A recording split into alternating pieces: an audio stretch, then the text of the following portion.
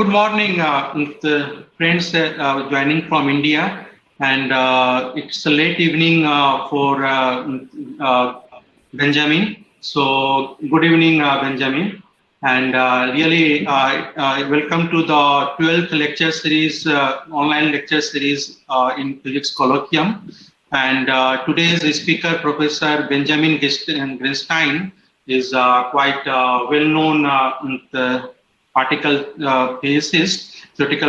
physicist from University of California, San Diego. So he didn't need much introduction because he's quite well known in the community, also in outside community. But for just to sake of our young student, I would like to say a few things about his academic journey so far. And his interest. So his main interest lies in weak interaction, in particular decays of strange charge and bottom quarks. And in recent years, he is also quite actively involved in many of the critical issues related with Higgs physics, flavor physics in a standard model and beyond, and colloidal phenology, and many more things in particle physics. He completed his master's in science and physics from Centro de Investigación Estudio Avanzados, Mexico in 1980, and then all the way he went for his PhD to Harvard University, from where he completed his PhD degree in 1984. Subsequently, he got associated with several institute and lab, like junior research associate in Caltech, postdoctoral fellow in Lawrence Berkeley Lab, and then associate scientist in Fermi National Lab. And then he again came back to Harvard University as an assistant professor in 1989. He remained in Harvard University until end of 1992. And then again, he moved to superconducting super collider as a senior scientist before joining University of California, San Diego, where he is right now, in 1994 as a professor. And since then, he has been serving the University of California. During his academic journey, he has many awards and honors. And few to mention that he was a Tolman Fellow in Caltech in 1984, Sloan Foundation Fellow in 1990, APS Fellow in 1998, Medal from Mexican Physical Society in 2003. He was awarded as an outstanding referee of APS in 2008, and many more awards in his feather. So without taking much time, I would like to invite Benjamin for delivering today's physics colloquium on the neutron decay anomaly, how it may be a window to new physics. So with this, I hand over the forum to Benjamin, and again invite him for the colloquium. Thank you, Pankaj, for that nice introduction. Let me see if I can turn on this screen sharing.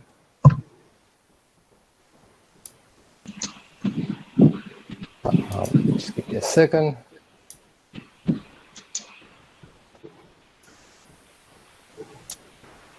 Okay, so I need a little bit of feedback once in a while because I won't be able to see you. I just see the same screen that you're seeing. Yeah, it's visible. You see a whole. Okay, very good. Let me start by thanking the organizers for the invitation to present in this colloquium. It's always a pleasure to visit India, although in these very extraordinary times, the visit has to be remote. But I'm looking forward to my next in-person visit again. The work I'm going to be talking about was done in collaboration with Bart Fornal, who was a postdoc back then with me, and now moved on to the University of Utah, where he's again a postdoc. The credit goes to him. He did all of the heavy lifting and the good thinking. I have a couple of other things that I want to say before I get started with it, but one is that because I cannot see you, if there's any questions, I hope somebody can stop me once in a while and relay them to me. I don't mind stopping as many times as necessary. And of course, I'm very happy to take questions also at the end.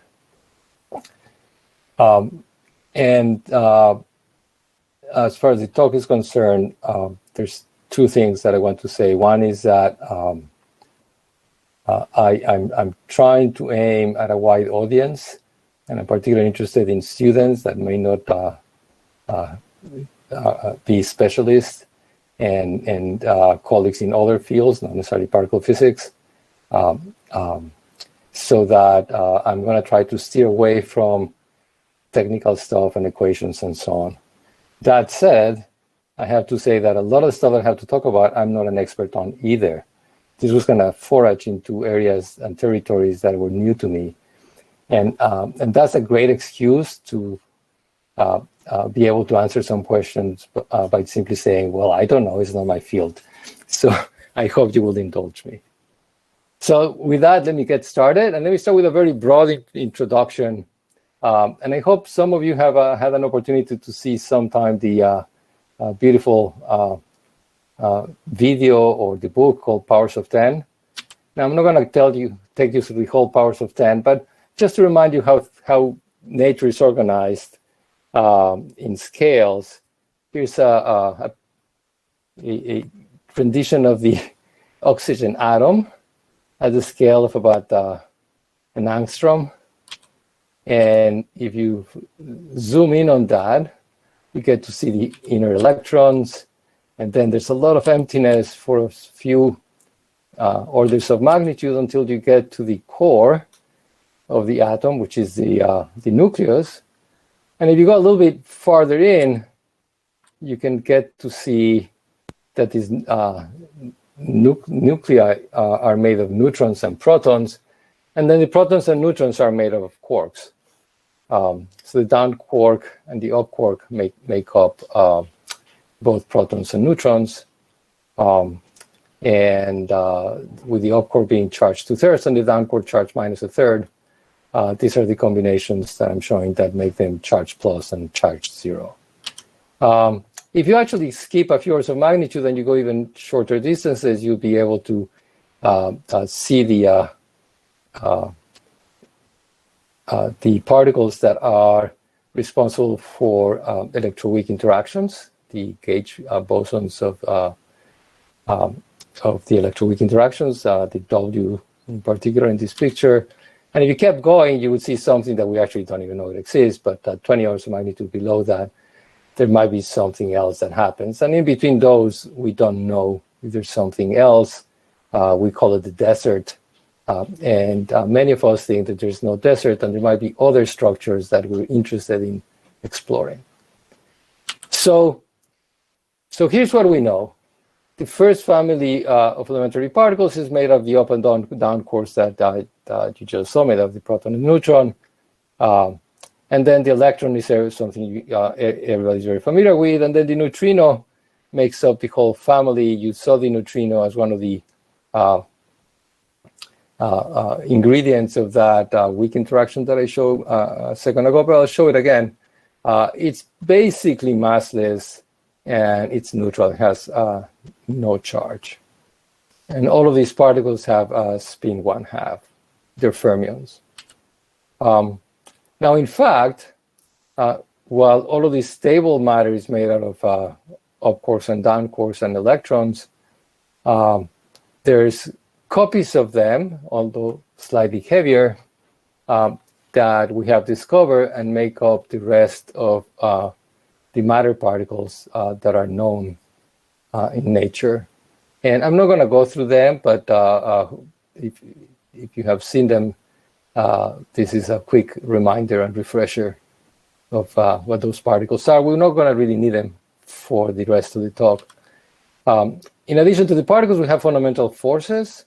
The electromagnetic force you're all familiar with, the weak interaction we just mentioned, is responsible for radioactivity. The strong interaction binds those quarks together inside protons and neutrons, and even if the up quarks have strongly repulsive interactions due to their electromagnetic charge, the strong force is, of course, stronger and binds them together. And then there's a gravitational force, which I guess I don't have to say much about. So all of these forces are understood as being mediated by elementary particles, and leaving out the one for gravity for now. The list of all non-elementary particles is given here, and it's almost complete. The last column being now these carriers of the elementary forces, and all being spin 1 objects, as opposed to spin 1/2 particles that constitute the matter sector of the theory. And the one ingredient that is missing was discovered about 10 years ago, the Higgs boson, and it's the odd man out. It's a spin 0 object, and it also mediates a very, very, very weak force, and it puts together the whole model,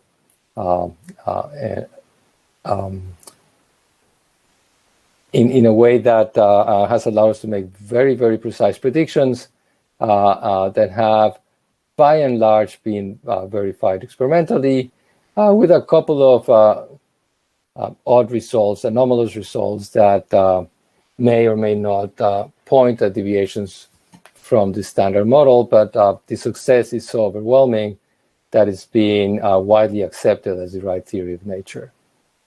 So all of that sounds pretty good, and now we're ready to pack it up and go home. I wanted to say this before that, sorry. One of the nice things about the standard model is that you can actually describe it very succinctly. So people love this equation because in this very short equation contains everything we know about elementary particles and their interactions. So basically all of nature is here. Except that if you really want to know what this means, you have to kind of, put in the details behind these symbols, and depends on how much detail you want, you can make it look something like this. And even this is not completely spelled out. So there's a lot of stuff in this very simple theory. Conceptually, it's very simple, but the dynamics of it are very complex and very intriguing and interesting. By the way, if you wonder about this little slide, it became famous because of this man, who you can recognize the handwriting. This is John Ellis from CERN. And you know that this is really important when what you write makes it into a cup, which you can apparently buy from this CERN gift shop. Anyway, so as I was saying, everything looks very good. You made the if the equation is in a cup, it must be correct. And then we find that we have a problem. And the problem is that when you look out in the universe, you find that the ordinary matter and the interactions among the ordinary matter particles that I was describing only makes up for about 5% of the stuff in the universe. About a quarter of it is what we call dark matter, and the rest is what we call dark energy. Now, I'm not going to have much to say about anything to say about dark energy today, but dark matter is an intriguing question. It's something that makes up a large fraction of the universe that has the property that you expect of particles of mass, since they can infer through the gravitational effects as observed astronomically. And describing how that comes about could be a whole other colloquium, and we don't have time for that. But what we want to pay a little bit of attention today, and it will come and go because it's not going to be really the central focus, is that we like to understand a little bit more about what is the nature of this dark matter. So basically, if you think of this matter sector of this pie chart, the ordinary matter makes up about 15% of the matter in the universe. And if you were talking about describing a car and I only give you 15%, you would have a picture like what I'm showing you on the right-hand side. If I'm telling you to describe what kind of car is this, you'll be hard-pressed to say anything very specific. So what exactly is dark matter? Maybe it's something like this. But until you, and you know, we theorists love to make it look like this, but until you actually look and find something, you don't know that it could be something like that. And one of the things that I'll comment on, and has something to do with my title, is that maybe the neutron will turn out to be the key to finding what exactly is dark matter. But that part of the story was something that came out a little bit tangentially when we started this investigation. So let me turn to back to the central theme of the talk. So for that, I want to go back to the nucleus, which is made out of protons and neutrons. And one thing that I mentioned already is that there's, nuclei can be radioactive. And in particular, a neutron by itself is not a stable particle. A free neutron has a lifetime of about 15 minutes. In fact, in the standard model, the neutron decays in a more elementary way, exactly by the diagram that I showed you before. Here depicted is the decay of a neutron. It's called beta decay. Neutron goes to a proton, an electron, and the neutrino that I mentioned before. And the underlying process microscopically involves a d quark that decays into an up quark and the electron, the neutrino, as shown in this diagram. So let me remind you of in two slides, a couple of key facts about particle decay so you can understand and follow better the arguments of the slides that will follow immediately after this.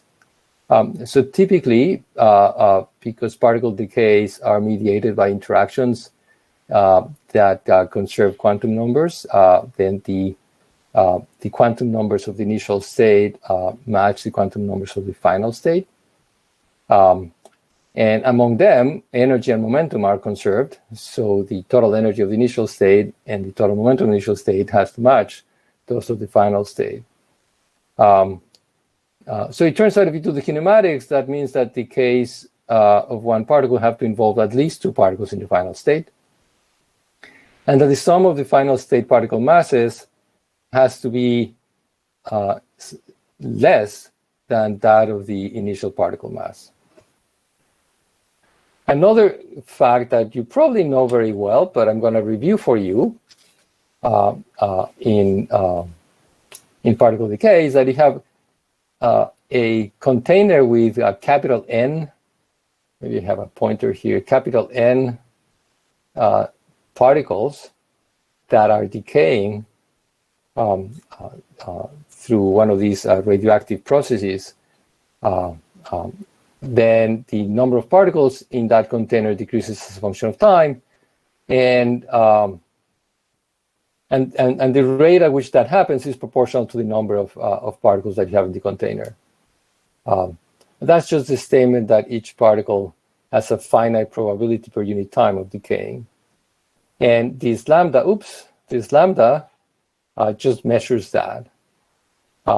So you solve that equation, which is quite trivial. It's probably why you're very familiar with it, because this was presented to you in your first calculus course, even if devoid of physics. The solution is simple. It's this exponential, and the exponential decay is, well, the overall amplitude is governed by this number n that you start with, or n sub 0. But most importantly, the scale in time is set by the exponent, and so the inverse of lambda is what we call the lifetime. And what we're going to be interested in momentarily is in how to extract this number from experiment. So here's the interesting observation that got us started with this project, and it's something that has been around for quite a while, and it has not been resolved. this plot shows the results of measurements of neutron lifetime in seconds. So these, again, these numbers are close to the 15 minutes that I was telling you about, but it's a bit more precise than just saying 15 minutes. And you can see the numbers around 185 seconds. But the measurements are now segregated into two different methods for measurement. The blue points were measured by a method that we call the beam method. I'm going to explain that momentarily. And the green points are measured using the bottle method. And as you can see, the measurements over time tend to consistently disagree. The disagreement now is more than 4 sigma. It's not quite 5, but it's more than 4. And what actually got Bart and I started on this project as right about 2 years ago was these 2 points that we added by hand here to the right. This is a plot that had appeared in Scientific American, and we added these 2 points from the 2 most recent experiments. And I'll come back and say something more about that in a minute. But here's the average numbers for lifetime. If you, again, segregate the beam experiment from the bottle experiment, you see the numbers, and you can actually almost by eye see that this is a 4 sigma effect. Because the difference is about 8 seconds, and 2 times 4 is 8. And numerically, the discrepancy is about a 1% effect. So what are these methods? The bottle experiment, I'm going to take a little time on this slide because I find this kind of fascinating. Conceptually, this is very simple. You put your neutrons in a bottle, and then you know how many you put in to begin with, and then you look in the bottle and count how many you have at several times, like indicated here, time 1, time 2, time 3, and you count, and then feed those points with an exponential, and that gives you the lifetime. Now, this picture shows really something which is closer to reality, which is that you do the experiment several times. You hope that you know how to fill up your bottle with pretty much the same constant number of neutrons, and then you wait some amount of time, and then you really just empty the bottle and onto a detector and count the number of neutrons. Then you do it again, but wait a longer time and empty the bottle again, and so on. And this is actually what is done. There's something called ultra-cold neutrons. Ultra-cold neutrons, they can be characterized by temperature, but basically you can make neutrons that are moving so slowly that you can actually walk or maybe run faster than the neutrons are moving, which is kind of remarkable. And so they're made at these facilities where a beam of very, very slow neutrons, or ultra cold, are carried, and you have to be worried, for example, that gravity actually affects them because they're moving slowly. They're carried onto a bottle, and it's actually literally a bottle made of metal. And I'm not going to go into details of how this is made, but they're collected in a bottle, and then the bottle sits there for a little while, and then after a while, you actually turn the bottle around and literally pour the neutrons onto a counter. Now, you might wonder how it is that a neutron just gets contained in a bottle. And the easiest explanation, the simplest conceptual explanation is that when the particle has very small momentum, its Compton wavelength gets very large. And once the Compton wavelength is much larger than the interatomic separation of the atoms that make up the walls of that bottle, it sees just a big, the neutron sees just a big uniform potential barrier. It's very much the same as a photons hitting a mirror, for example. It's a fascinating experiment, but for now, what we want to take from this is understanding what it is that is measured and how the lifetime is obtained by fitting the exponential. On the other hand, beam experiments are something much more similar to what is done in the particle physics playground.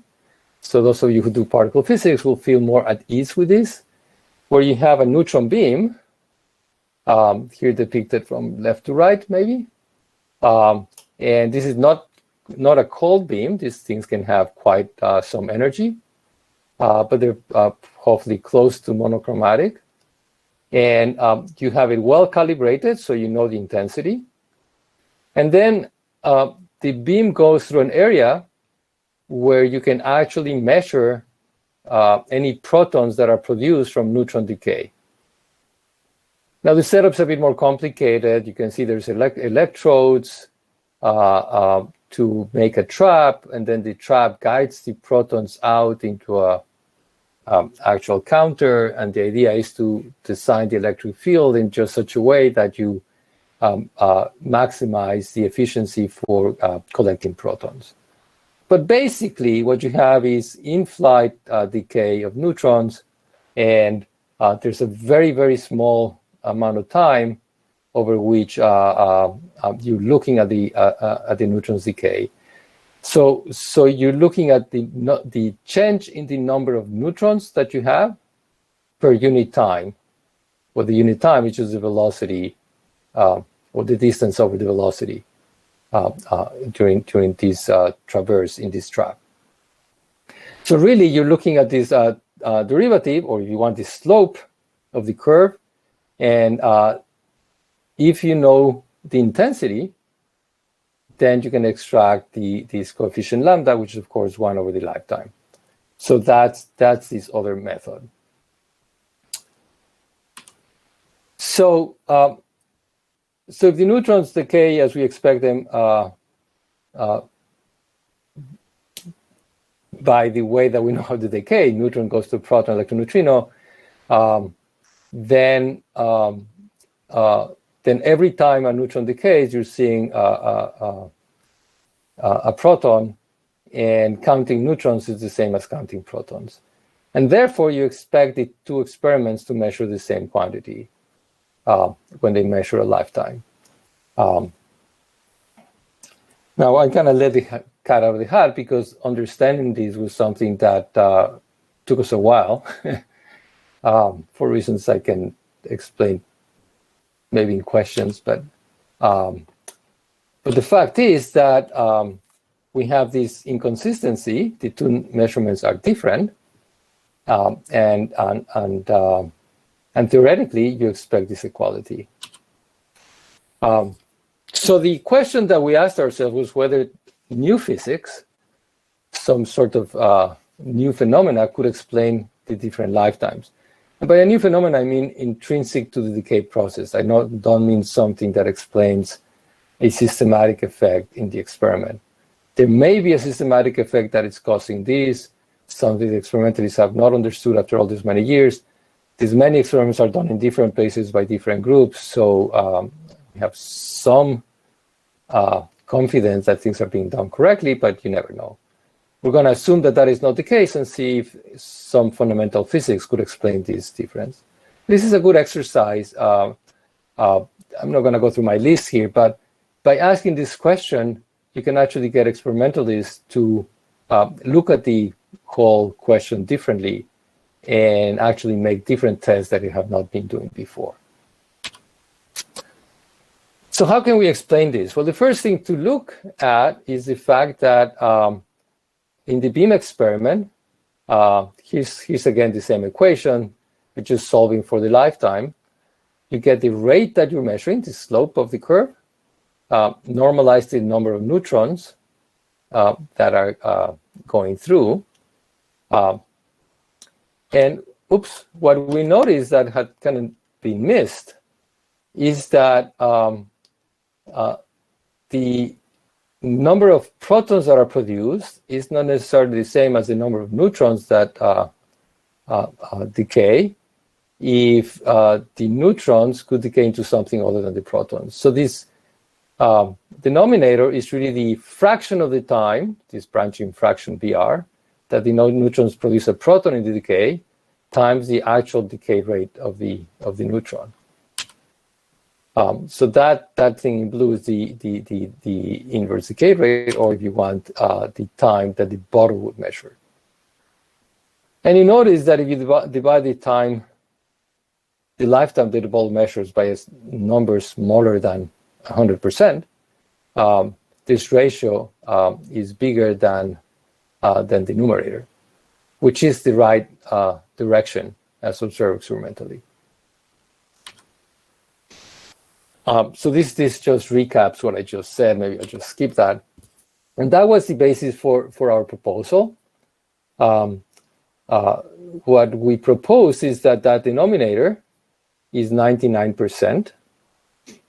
And the 99% is chosen to account for the 1% discrepancy between the lifetimes.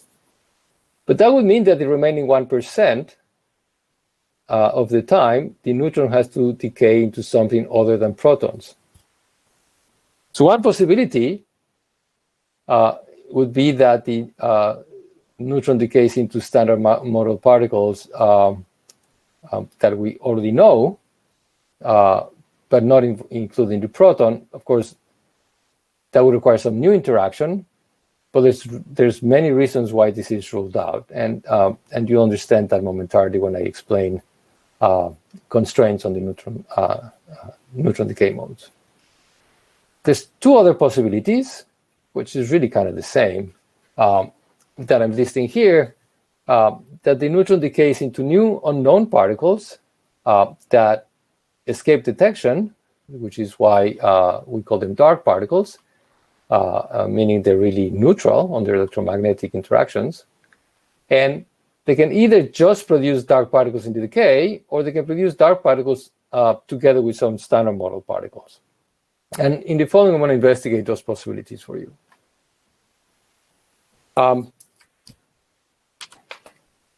Keep in mind that the partial lifetime for neutron into dark is about 100 times that of the neutron lifetime, so 100 times 15 seconds, about a day. So now you open the particle data book, which gives us properties of elementary particles, and you go see what it can tell us about the neutron decay into invisible particles, and you find that the partial lifetime is bounded to be larger than 10 to the 29 years. This seems to be a little problem for our proposal, since we need it to be about a day, which is quite a bit shorter than 10 to the 29 years. So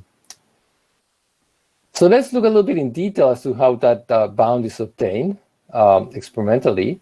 In fact, it's done on experiments which have very large water tanks, which detect via Cherenkov radiation charged particles, or that produce Cherenkov that radiation that is captured in large photomultipliers. And of course, you can also see directly photons that are produced. So here's a cartoon of what would happen if you have an oxygen where a neutron just disappears and becomes invisible stuff that just flies away. You get then, instead of oxygen 16, some sort of excited version of oxygen 15, which de-excites by emitting a photon, and then you look for that photon, and that's the experiment that gives this very tremendously strong bound on the partial lifetime of the neutron. In fact, let me do this for the more restrictive case of beryllium. Why beryllium will become clear in a minute. So here's the case of beryllium-9, which is a stable nucleus, and it would decay into beryllium-8 plus unobserved dark stuff, which I call F in this picture. And let's understand a little bit the kinematics. Here's an energy diagram. Energy goes up, and at some energy you have the mass of the beryllium. By the mass being energy, I mean the rest mass. So it's m times c squared by Einstein's relativity. But throughout my talk, I have the c squared implicit in all of these equations and diagrams. Now, if the as I said before, for this nucleus of beryllium to decay into beryllium-8 plus some dark matter, the final state, you see this black band, has to have a mass, corresponding to an energy, lower than the mass of beryllium-9, as indicated here. Now, to understand what that means as far as constraining the mass of the final state here, the mass of F, as to whether this decay can happen or not, and we don't want it to happen because it's not observed. Beryllium is actually stable. I'll use the fact that there's a quantity called the neutron separation energy, which is really just what is indicated here, is the mass of beryllium-8, which is like beryllium-9 minus a neutron. You add back a neutron, and you see the difference between that mass and that of beryllium-9. And conceptually, this is the amount of energy that you have to add to a beryllium-9 to knock off a neutron and make a state which has a beryllium-8 nucleus and a neutron. Given that that is the case, and we know what that is because it's very well measured, 1.664 MeV, you can see that we can infer from that that the mass of so the difference between this black line and blue line is of course just the mass difference between the neutron and this final state. And therefore, I can infer right away what is the constraint on this mass of the dark particles. How large does it have to be in order to forbid this decay? And of course, that corresponds to when I put the black band right in line with the red line, which means that you need this mass of the dark state to be bigger than the mass of the neutron, take away the separation energy. So this lower end of the inequality that says that the decay is forbidden and therefore not inconsistent with experiment comes just from subtracting 1.664 from the mass of the neutron, which is 939.565. The upper inequality just means that we want the neutron to be able to decay into MF. So the mass of the dark state has to be smaller than that of the neutron. So that's interesting because that tells us that the proposal is not subject to the constraints like the one that we saw in the particle data book, provided the mass is in this very, very narrow range. And so we'll assume that that is the case as we move forward. In fact, it was pointed out later that this lower mass, you can probably see there's a very small difference here, but the 900 here, 937,900 becomes 937,992 MeV. If you consider the decay, I should have changed the picture here, where the final state is 2 helium atoms. Okay, so if you have dark particles that are being produced, could they be the dark matter? And that kind of it was kind of a question begging to be asked. And I don't have much to say about that in detail, but there's some key elements that I will take you through. And the most important is that the dark matter has to be stable to account for what we observed in the universe. At least it has to have been around long enough about the age of the universe. So let's just think about it as stable. And if it is sufficiently massive, it can decay just like the neutron, as in beta decay, P plus E mu. And you can see that if a neutron can go into this dark particle, then you can have the dark particle go virtually into a neutron, which then beta decays. So almost any theory that you would come up with, this would be automatically allowed, unless it's kinematically forbidden. And kinematically forbidden just means that the mass of this dark particle is smaller than the sum of the masses of proton and electron. So so this range of dark particle masses is kind of the lower half, turns out to be about lower half of the range that I showed you in the previous slide. Let me show you that again. Oops. You see that range, the range that we're showing there is from this number up to halfway, more or less, 938. So that's the range for which a dark matter interpretation of these dark particles is possible. So what kind of decay channels are we talking about? As I said, you could have a dark particle decaying, a neutron decaying to a dark particle per standard model particles. I'm going to consider mostly this possibility where that extra particle is a photon, but it could be other things like an electron-positron pair or a neutrino pair and so on. And another very interesting scenario is where all of the final state particles are dark. And by conservation of angular momentums, the neutron has spin a half. If you have a pair of particles, one should be a fermion and one a boson. So you have, for example, the simplest scenario is a spin and a half particle and a spin 0 particle. In this scenario 1, the photon has spin 1. So if the dark particle is spin a half, we can still guarantee conservation of angular momentum. So this hypothesis that these decays explain the discrepancy between the bottle and beam experiments can be tested. The obvious test number 1 is to measure the lifetime by an exponential decay along experimental axis in one of the beam experiments.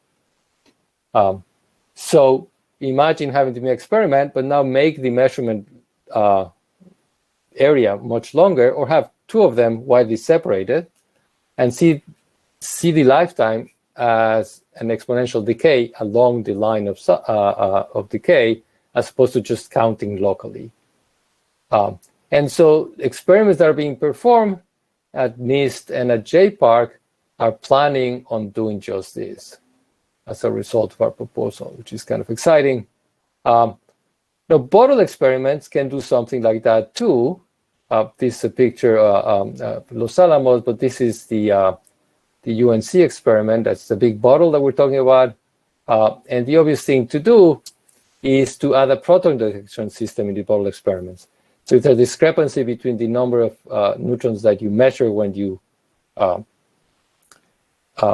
empty the bottle and the number of protons that you see that are being produced as the bottle is emptying, then you would confirm or refute this experiment, this hypothesis.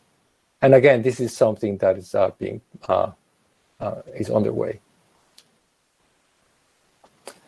So now let me tell you how these kind of decays can happen. This is where particle physics, my particle physics hat comes in. Because you may wonder, okay, so this sounds like pie in the sky. Can I have an actual interaction that does this and doesn't destroy everything else that we know? And I'm going to go a little faster through this because it gets a little bit more technical, but it's still kind of interesting. So again, I'm going to concentrate on these kind of 2 types of scenarios, mostly dark particle plus photon, or 2 dark particles as the final state of the decay. So the this is the parameters. I want to point out that it is a two-particle decay, so the energy of the photon is fixed once you know the energy of the final state dark particle, the mass of the final state dark particle. Of course, we know the mass of the neutron. And in particular, that means that in general, the photon is bound to be in this range. But for the dark matter case, only the more energetic half of the range is available. And I wanted to point this out because you'll see in a figure in a few slides. So one way to accomplish this is to imagine that you have a mass mixing between neutrons and dark particles. So very, very tiny off-diagonal component of the mass that connects neutrons to these dark particles. And of course, neutrons have a magnetic moment, so they interact with photons. They don't have a charge, but they still have a magnetic moment. And so if you put these two diagrams together, you can see that a neutron can turn into one of these sky particles or dark particles by emitting a photon. And really what you should do is think of these off-diagonal mass term, this mixing between these particles, as something that is asking you to diagonalize the Hamiltonian. It's 2 by 2 Hamiltonian. And when you do that, there's going to be some small admixture of dark particle in this final state neutron, which really means that you have a magnetic moment transition between the neutron and the dark particle. And that's how we can accomplish this. Now, for those of you who like equations, here's an equation. I'm not going to spend any time on that other than to mention that here's the off-diagonal mass term I was talking about. Of course, there's a neutron mass and a chi mass, and these two masses are very close to each other. But this epsilon off-diagonal term is actually very, very, very small. And when you diagonalize this Hamiltonian, you get a term like what I said. It looks like a magnetic moment transition operator from neutrons to dark particles. Now, we can use this. We can do calculations, which we love to do as theorists. And we can insist that the branching fraction to this dark decay is 1%, because that's what we want to obtain to explain the observations. And then what we find, so this big equation is there really to tell you that this epsilon parameter, which is the two unknowns here are the epsilon parameter and the mass of the dark particle, but the mass of the dark particle is in a very small range. So just taking a typical value for that particle, we see that epsilon has to be a tiny, tiny, tiny number, as I had explained, in order to explain this 1%. And that this is a tiny number means that the underlying microscopic physics, which I haven't gotten into, that explains this, is associated with a very, very short distance, with a very high scale for the new physics. And let me show you a model that would do that. So here's a bit more detail. And again, don't look at the equations. They're just here to impress my colleagues that do theory, or particle theory. So you can have a simple model where I propose, in addition to our dark particle, a new particle, which is very heavy, this big fat phi particle. It's actually a scalar which carries color and couples, or it turns these two quarks, the up and the down quark, into a virtual particle. The interaction turns those two into virtual particle phi, which then combines with the d quark to produce this chi particle.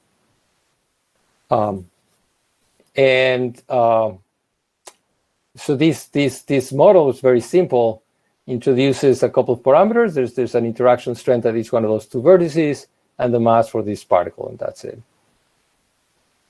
Now, again, these are the same equations I showed you before, but just for the experts in the audience, this epsilon parameter can now be computed from first principles in terms of the parameters of the underlying microscopic Lagrangian.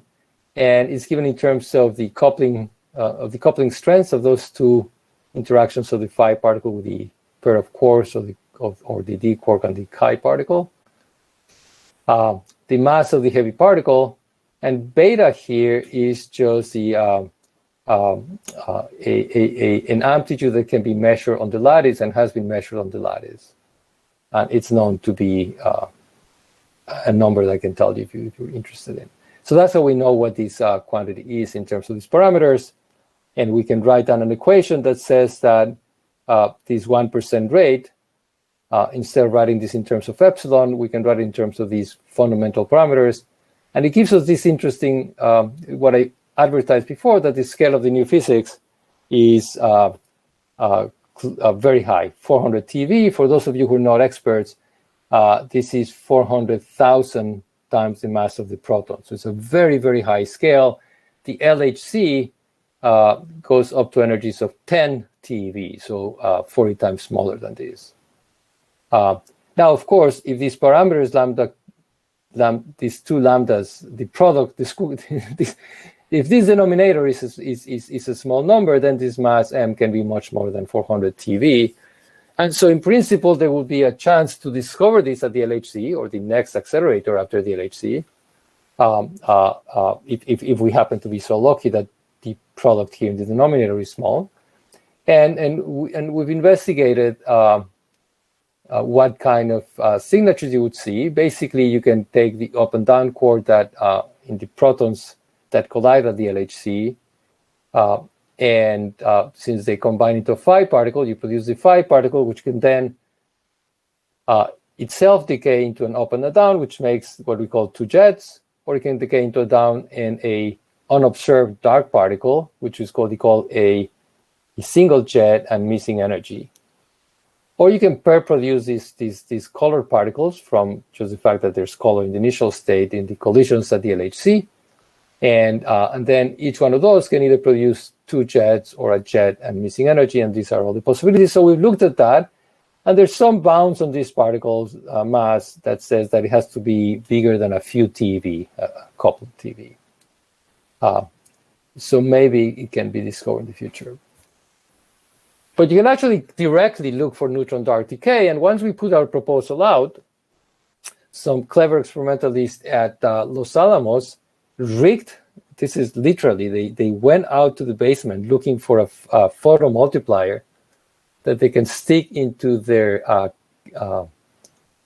bottle experiment where they were measuring neutron decays and looked for photons. And they could only concentrate on the energy range that precisely corresponds to the energies that will be produced if these dark particle were stable and therefore a candidate for dark matter. So here's the result, and this is very hard to understand, and I'm not going to go through it, but I can go back at some point if anybody has questions. But the bottom line is that they after all of the noise is taken away, they conclude with that they can exclude this possibility in that range, only in that range, at the 2.2 sigma level.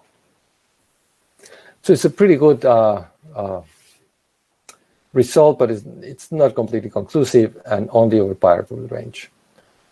For if the final states are electrons and positrons, then these are much easier to see, and you can rule out this possibility that the decay that is giving rise to this 1% discrepancy is into dark particles plus electron-positron pairs. It's completely ruled out. And actually, that was done by one experiment in Los Alamos in 2018, and then a year later, it was improved by an experiment in Grenoble. So let me very, very briefly tell you about the other possibility, which I guess is a bit more exciting. We can, it's basically, this is a microscopic model that has two dark particles in the final state. It's basically the same model, except that the particle that you would have produced as the dark particle previously is just a mediator that produces a pair of lighter dark particles. And so there's some bounds on these masses, constraints, as I mentioned earlier. These are kinematic constraints. The first one is required for stability of beryllium. The second one for the and of course this chi tilde mass is higher than the mass of the final two particles, and those have to be larger than 937.900 from the beryllium decay, or 992 to be more precise, and lighter than the neutrons, so the neutron can decay into them. And the dark matter case then becomes the solar equation.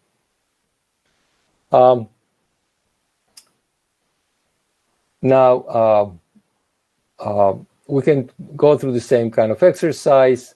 I think I'm running out of time, so I'm going to skip you the pain. But again, the mass of this particle will be very heavy. Now, how am I doing with time? Somebody tell me.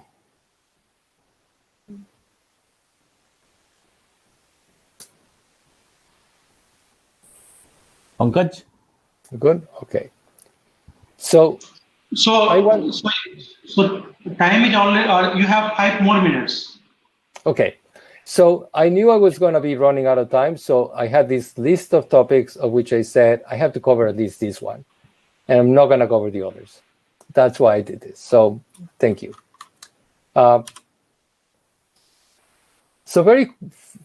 This is something that we found fascinating, and this is what I wanted to at least be able to tell you, this other part of the story. So we saw that stable nuclei remain stable if we have a relation like this. The lower bound was the mass of the neutron minus the separation energy of beryllium. But how about unstable nuclei? Of course, unstable nuclei, you won't require that it be stable, but we can ask, can there be decays that can be observed in the unstable nuclei that don't affect the stability of the stable ones? And for that, of course, what we need is that the separation energy of those unstable nuclei be smaller than the one of beryllium. So if the mass of the dark particle is below the mass of the neutron minus the separation energy, then that decay will occur, and we will still satisfy the bound from stability of the stable nuclei. But then with this opens up a whole window of opportunities for looking at for these dark particles. Not being a nuclear physicist, the first thing we did is go look at the table of separation energies, and we found that lithium-11 has this fairly small separation energy. And so we proposed that one could look for this type of decay. In fact, there's a better candidate, as pointed out by this gentleman, which is 11 beryllium. And its separation energy is not as small as that of lithium, but it's pretty small. So the idea is to look for 11 beryllium that goes to 10 beryllium plus a pair of dark particles. Now, very briefly, 11 beryllium decay channels. Here's what is called beta delay alpha emission. So 11 beryllium, and remember, this is not my forte. This is something I had to learn on my feet as I was trying to understand this nuclear physics, which I never learned before. 11 beryllium can emit an electron, so it's beta decay, into boron 11. And then it can go to lithium-7 plus helium-4, which is shown here in the arrow. And that gives you, for example, fairly large decay rates, branching fractions, 2.9%, for example.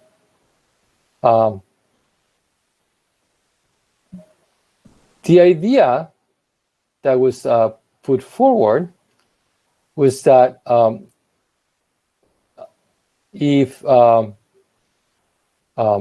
if you have this dark particle, 11 beryllium could go to 11 boron by beta with this beta delayed channel.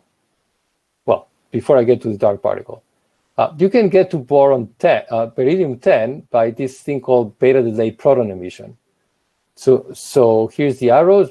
You go to boron, emit 1 proton, so that brings you down to 10 beryllium. And here's the chain shown here.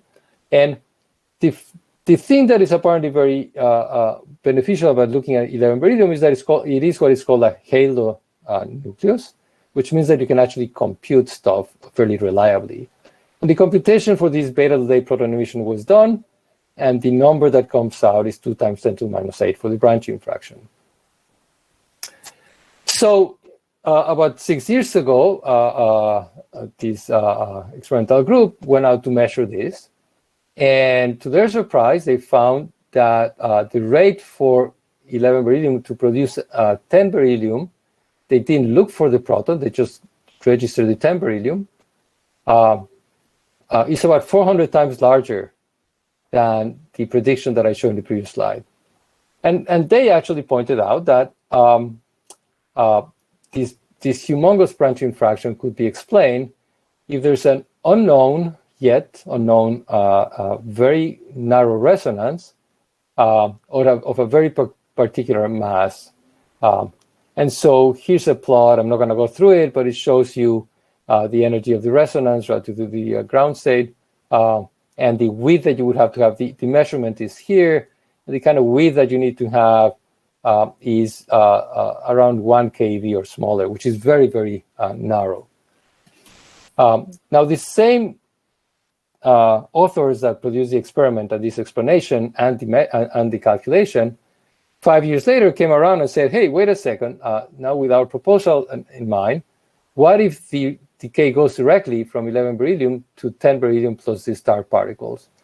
And they did a computation using the halo neutron method and found that the decay branching fraction depends, of course, on the mass of the dark particle. And here's the plot. And you see, to get this 8 times 10 to the minus 6, you have to get a mass which is close to the edge of the spectrum, but not quite, in a region that has not been tested by other experiments anyway.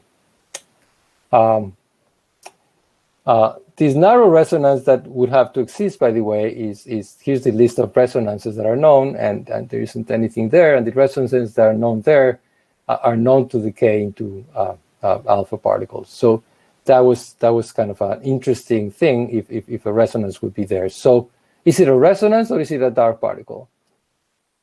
Well, experiments are underway, and at several places. These authors that produce all of that work at CERN with Isolde. 2 groups work at Triumph. And in particular, the group of Ayad and company actually published a result that's looking for protons in the final state, where they claim the result comes out to be precisely what is expected from the first experiment. And in fact, there's a posteriori calculation that suggests that there is also a near threshold resonance where it should be in order to explain this number. The other 2 experiments, however, have been very reticent to publish, and in private communications and in one side publication, they explained that seeing protons is very difficult because the alpha particle background, and they cannot reproduce this number. So I think it's kind of an exciting story because we don't know what the answer is. And what I'm going to do, if I can, my screen's a little stuck, sorry. Well,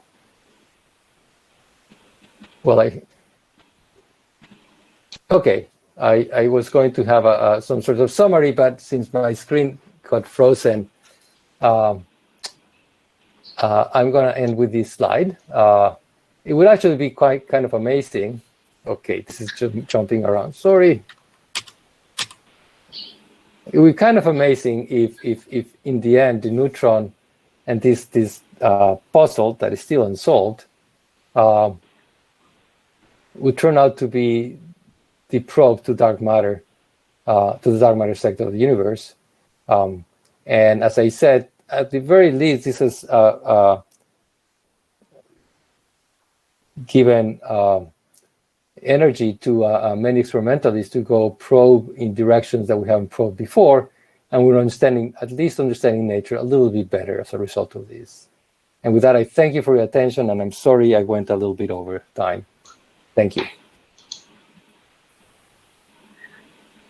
No, it was perfectly fine, and we enjoyed a lot your talk, and thank you for giving the colloquium in such a pedagogical level. And even I am outside field, but I enjoyed a lot. So now it's time for questions.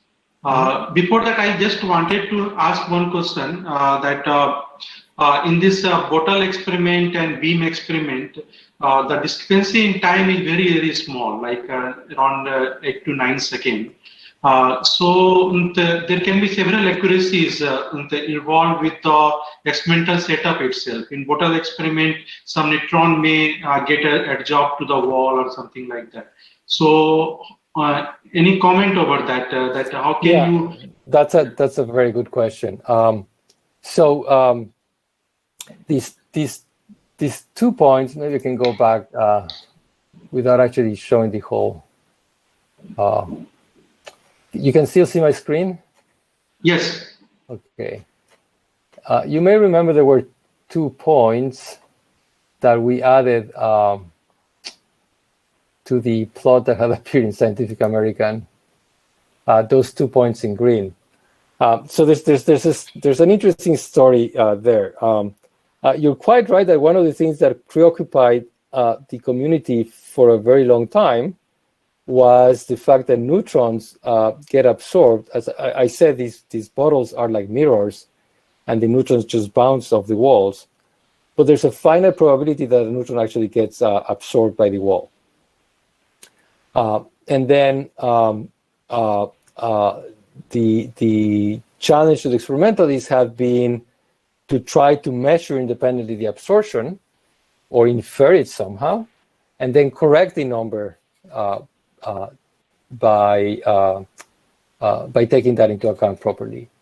And so even though there were several different experiments, these 4 experiments between 1990 and 2015 or so, 2013, 1, 2, 3, 4, 5, they more or less use the same underlying theory, the same ideas.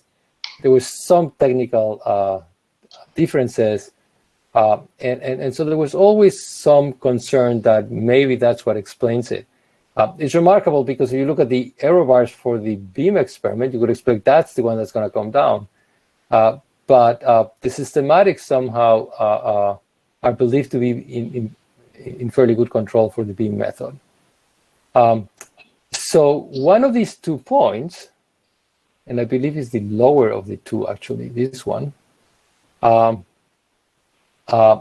done with a different kind of bottle where the containment is done magnetically. And the whole question of absorption by the walls is completely vacated. It just disappears.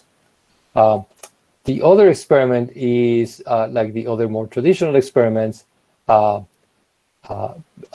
it's done fairly, fairly carefully, done the subtraction properly, and so on. And they are both within about a sigma from the average, or the existing average then, and they're about 2 sigma from each other. But it was that experiment, that one with the magnetic confinement, that kind of really got us excited, because it's not really that systematic anymore. It's something else. So that's a very good question. And of course, there's many other systematics that you can think of, and when these experimentalists have been thinking about it very hard. can you really count neutrons very precisely? Can you, in the beam experiment, okay, in the bottle experiment, you don't count the neutrons as you fill the bottles. You calibrate the source so that you know how many neutrons come out per unit time as you fill the bottle. So you have to do a measurement, then you fill your bottle, and then you make another measurement, and you hope that in between there was no fluctuation in the amount of. So it has to be some stability over time of the number of neutrons that you fill the bottle with, and of course they account for all of that stuff. So they've thought very carefully about the systematics. Okay. Thanks a lot, Benjamin. So another question from Lopamudra Mukherjee. If she is here, she can ask question directly. Yes. Hi. So I wanted to ask regarding the model that you talked about at the end, where the heavy phi is mediating. So I wanted to ask whether that phi is charged, because in the Lagrangian it was something like u bar d phi. Yeah. Yeah, absolutely. So this particle has the same quantum numbers as the anti-d quark. So it has charge plus 1/3, and it's a color anti-triplet. Right. So this might seem a little weird, because we tend to think of new particles as being neutral, but this is a very heavy particle, and particles like this have been very extensively studied well before us. These things are called diquarks. There's also things like the diquarks that couple to a quark and a lepton called leptoquarks. In that sense, that aspect is not very novel. And there's no very direct bound on there's no direct bound on their existence from the LHC once their masses rise above a couple of TeV. No, I was surprised because the same phi then decayed to a chi and a photon, and I thought the chi was a dark particle. So I was okay. If so maybe the I'm phi not. is charged, then Yeah. Let me show you again, because maybe I went a little too fast. Sorry about that. yes, this is the picture? Is that right? Yes, right. So if you see here, just concentrate on this vertex first. Right. You can see that this particle chi is completely neutral. So the d quark and the phi particle have to have opposite quantum numbers. Right. So if d quark has charge minus 1/3, phi particle has charge plus 1/3, and d particle has is a color triplet, so phi is a color anti-triplet. And that works very well with connecting to these two quarks, because again, 2/3 minus 1/3 is 1/3, which is precisely what we want. Right. Okay, yeah. And then a anti-symmetric combination of two color triplets gives you color anti-triplet, which is again what this is. Okay, thanks. Okay, so then Rahul Sinha. Yeah, there are many questions coming. Yeah. I was just wondering whether there is possible the neutron anti-neutron oscillation. Yeah, so one of the alternative explanations for what's happening involves neutron anti-neutron oscillations. Even in your approach, there could be neutron anti-neutron oscillation. Well, let me qualify it. It's not really neutron anti-neutron oscillation, because in our approach and the approaches that are successful, you can see that nothing breaks baryon number.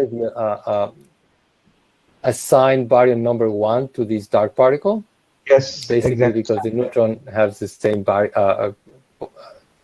quantum number as the chi particle, and so you don't want the chi particle to become a Majorana fermion. You don't want it to be Majorana, right? If it were Majorana, then it could actually go into an anti-neutron. You're quite right. Right. I got it. But then we would get in trouble right away with stability of nuclei and bounds on neutron anti-neutron oscillations. I see. But their explanations with neutron. They're called dark neutrons, dark neutron oscillations. Okay, yeah. So there's a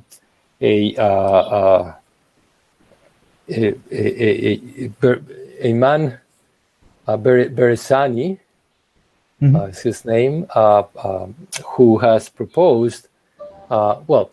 His follow-up on a very old tradition of studying the possibility that there's a mirror world. Yes. Which is basically a copy of the standard model. And in it, there would be a neutron just like ours, except that it has its own strong interactions and its own electromagnetic interactions and so on. And if that neutron, that mirror neutron, had two things. One is a slightly different mass, very, very slightly different mass from our neutron. And a way to couple to our sector through some interaction. You could imagine having a oscillation, and then a fairly slow oscillation, with this period of about 1 day, would explain these discrepancy also. There's problems with that proposal. Every proposal has problems. For example, as you know, the oscillation show up as oscillation in a beam type of experiment. It's an oscillation in time, but then it becomes an oscillation in distance traveled. Different experiments have different distances and different size detectors and so on. So to get it to work, you have to make an assumption that the mass splitting depends on the amount of magnetic field that you apply, and it can be made to work. So ours is not the only explanation in the market. No. I was just wondering, because chi is not Majorana, then there is no. My question was whether chi is Majorana. Actually. Okay. It's not. Yeah, we discounted the possibility because of that. Yeah. Thank you. Great. Yeah. Okay. Then Vivek Datar, if you are there. Okay. Anirban Kundu. Hello, Professor Grinstein. Thanks for a very good talk. I was wondering whether this affects the determination of VUD from 0 plus to 0 plus transition and can affect the CKM unitarity problem. That's an excellent question. So you can also ask the question, what does theory have to say about the lifetime of the neutron? And I actually have a slide for that somewhere prepared in my backup because I think it's an important topic. And I tell you what I think, kind of semi-privately, I guess. I'll share with you. But let me see if I have my slide somewhere. Yeah, here it is. Can you see the slide, or should I blow it up again?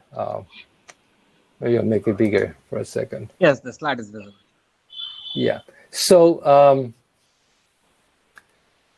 you can make a prediction of the neutron lifetime in the standard model, where there's a number here in the numerator that is computed by using both what we know about weak interactions and the matrix element for the decay amplitude, parameterized in terms of these quantities GB and GA. And then GB is known to be very close to 1, or expected to be 1 also from theory, from partially conserved vector current. And then GA, that appears here prominently with a factor of 3 in the denominator, is something that we don't know but can measure experimentally. And of course, VUD, we have to obtain independently, but as you mentioned, from 0 plus transitions. And there's a very long literature and a long history on that. And it's claimed to be known with very high precision. Like, the particle data book gives it to four digits, I think now, just from 0 plus. Now, if you do that, and you get, and you use a number from the most recent experimental determination of GA from the angular distribution of beta decay, you get a number that is for the lifetime, and you use the standard accepted value for VUD. You get a number for the lifetime which is very close to the bottle experiment. On the other hand, if you look at the PDG, the average for this quantity GA, instead of just looking at one experiment, gives you a range that goes pretty much from the, this bottle experiment on one end to the beam experiment on the other. So in that sense, it is not conclusive. It would be nice to have a lattice result, and the latest lattice result for GA, which is fairly precise, is pretty impressive, but it's not precise enough. If you plug this into that formula, you see the range of lifetimes that you get. I think there's another problem, actually, and it's interesting that you mentioned the unitarity problem, because I think that might be connected.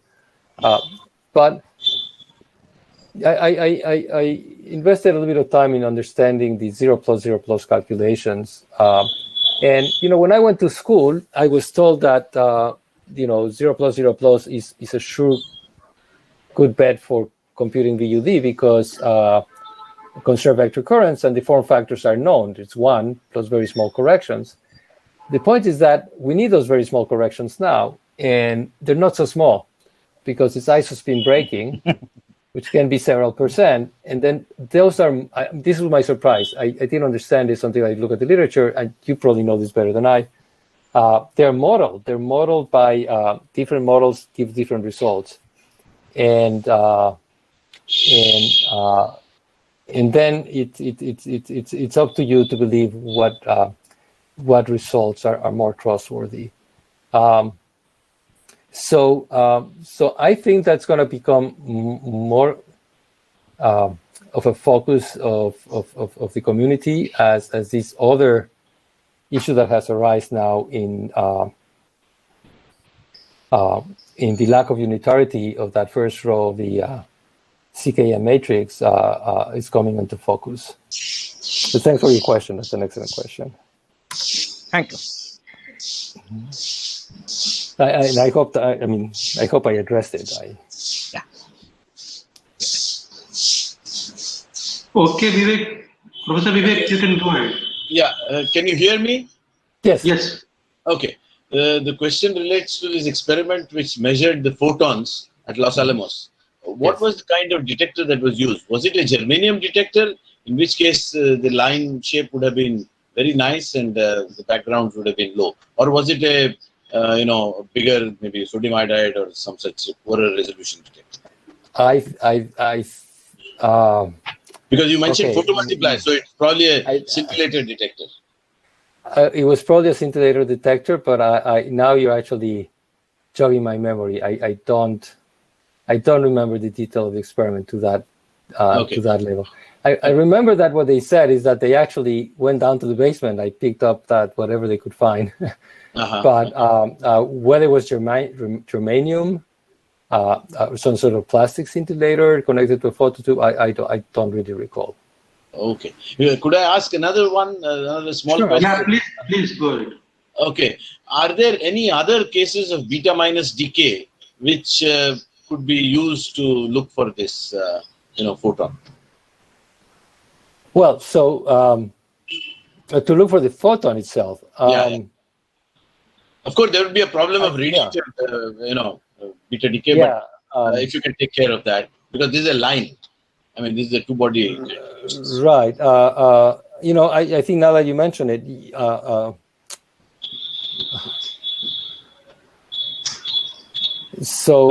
have to think about it. I think so. Okay. We started looking at the possibility of having beta decays of these excited or unstable nuclei. Sorry. Yeah. Because it didn't require a second particle. It produces a daughter nucleus plus the dark particle, okay. and so it got around the photon problem. Okay. But surely there must be a way to find processes which produce a photon. I have to think about it. It's a good question. Okay. We're actually going in the opposite direction, avoiding it. But I'll let you know if I think of something. Yeah. Okay. Sorry about that. Yeah. Okay. Divendu Nanda? Yes. So I wanted to know that whether this neutron decay anomaly, whether it can be, it can affect the CMB or any cosmological observation like BBN or CMB.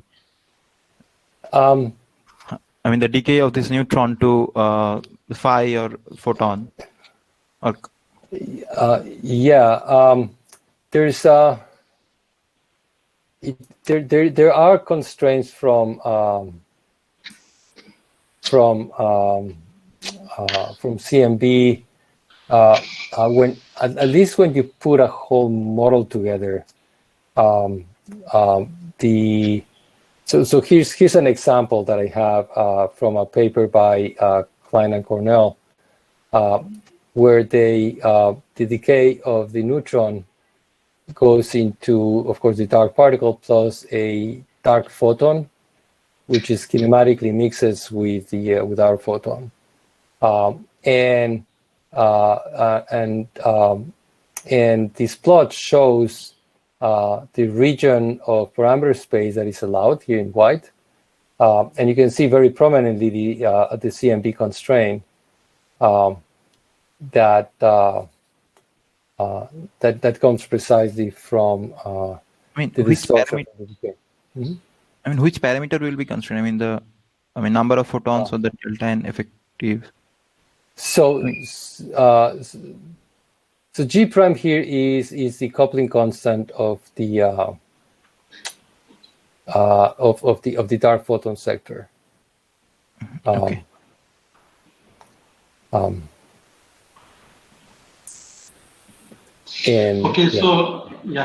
So Benjamin, it's already very late for you. So can I take one more question from Pawan? Sure, one question. Sure. Yeah, Pawan, you can ask. This is the last question. Hello, Professor. So you mentioned in your presentation that the beam and bottle experiments were not expected for a long time to share the same result. And I was just wondering if it was because of systematic errors like absorption and all, or was there some other model constraints? Let me try to understand your question. So you're asking whether the discrepancy between the bottle and beam experiments can be eventually explained by a systematic effect, or are we talking about something else? In the presentation you had mentioned that for a long time it was not expected that the beam and bottle experiments would actually give the same result. Yes. And I was just curious, why that was so. Well, so if you have if the experiments are under control, the systematics are under control, then the expectation from known standard model physics is that they both give the same lifetime. Simply because every time you count a proton in the decay of a neutron in a beam experiment, you're counting a neutron that decay. So you're really measuring the same quantity as in a bottle experiment.